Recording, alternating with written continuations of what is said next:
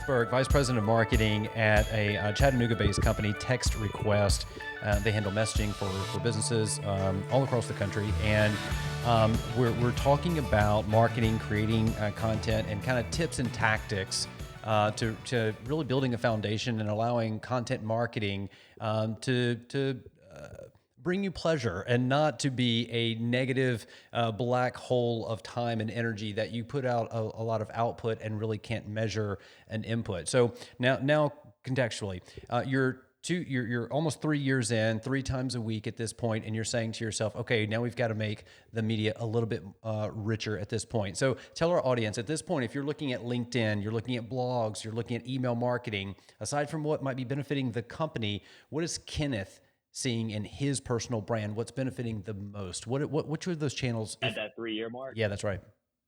Best thing for me was contributing to outlets for free, anybody who could share a clear thought. And so I started writing for them or for a handful of those, and you would write on spec. So you draft an article, you submit it. There's no guarantee if it's going to be published or not, and you're not going to be paid for it. But if they like it or they think it's good for their audience, they'll push it on through. And so I started doing that for 5 or 6 different outlets. And I wasn't doing a ton of volume, but I was pretty consistent on submitting things. And it helped me get in front of their audiences, wherever their audience was. And a lot of times that was on Facebook and through their email newsletter, or it's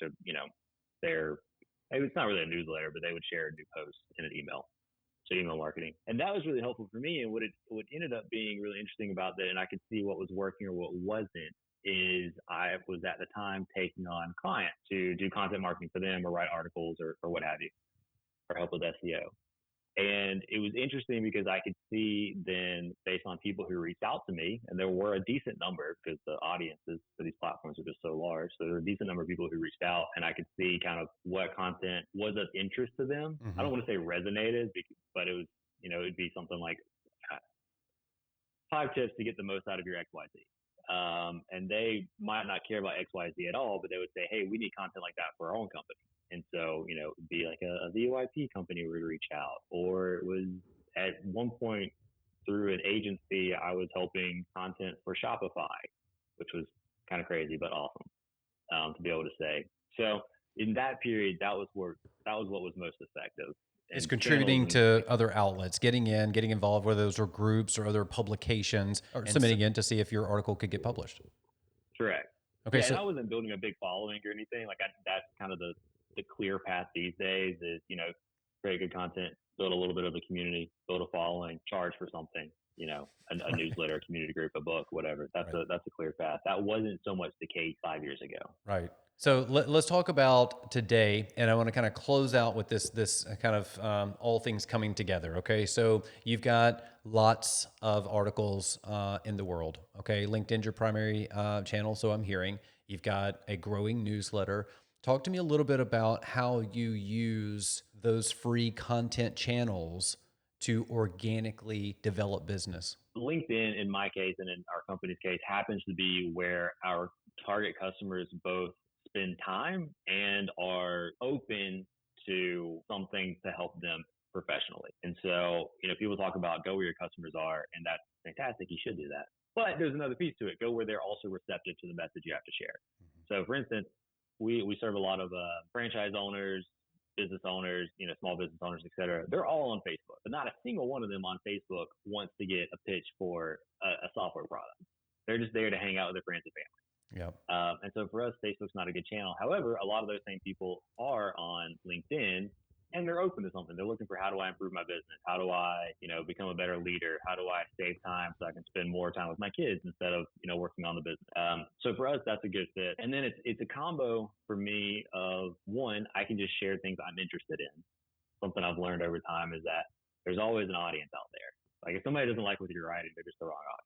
Right. And you may be garbage at creating content at this point, but there's somebody who cares about your very specific niche or shares your opinion on whatever topic.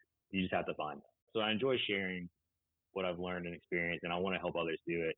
And then it's also creates a really good feedback loop for new ideas that we're testing or positioning that we think will work, but we aren't sure if we want to go in on it yet. So for instance, I can put a post out and, there's there's 50 reasons why the algorithm may like it or not like that particular post. Right. But sifting through that, I can see, are people commenting on this? Is it interesting? Is it getting shares? Is anybody giving me feedback whenever I'm talking to them in a DM, in person, out around town, what have you? And over a long enough period of time, months and years in my case, you just start to gather a lot of that qualitative and quantitative data to then help steer you into what content is worth building on. Yeah, it's interesting. When you get to a certain threshold, I don't know what it is, but I have to believe it's probably, a few thousand. I believe, and specifically, I'm talking about followers on LinkedIn in a small business community. I think when you get so large that, because that's your direction of your company, you obviously need systems, softwares, lots of other things, teams to take the data and all the data points from one channel and another and try to put a story together for both. There is a real sweet spot for business owners and small business specifically, in my opinion, where they still can kind of remember that name, or they see that face or the picture or the profile, and they still remember that brand image is still there in their network. And then they jump over to email marketing or their blog or their Google Analytics, whatever, and they can start seeing connectivity. They start seeing, oh no, that person is not only there, but they're also there and there. And now I can go and talk to their company. So that's very interesting. Closing out, Kenneth, last question I have for you is, tell me how you are or aren't using AI to make your life better as a marketer. Barely using it at all. Really? So we use it for, we're using it currently for some ideas for SEO. Okay.